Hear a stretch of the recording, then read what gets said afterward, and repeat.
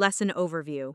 Workbook protection stops users from accidentally or deliberately breaking your formulas, changing structure, or seeing data they shouldn't. Used well, it lets you safely hand a model to colleagues without losing sleep. 3 layers of protection. Excel offers protection at 3 levels. Combine them as needed. File-level encryption opens the file only with a password. Workbook structure locks the set of sheets no add.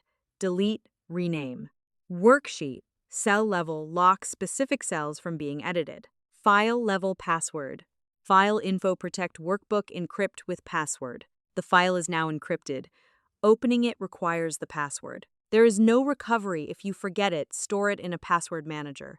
Use this for sensitive workbooks, salaries, financials, customer PII. Protecting workbook structure.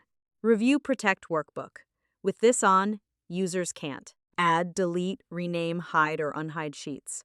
Reorder sheets. Useful when handing over a model where the sheet layout is part of the design. Protecting a worksheet.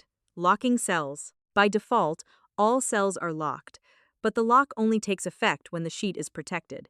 The pattern is, select the cells you want users to edit. For example, input cells. Control+1, protection tab, uncheck, locked. Review protect sheet. Set a password and tick what's still allowed.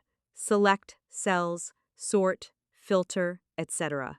Now, only your designated input cells are editable. Formulas and headers are protected. Hiding formulas. On the same protection tab, tick hidden to hide the formula text from the formula bar when the sheet is protected, handy when you've built proprietary logic. Other useful tools. Mark as final info discourages editing without locking.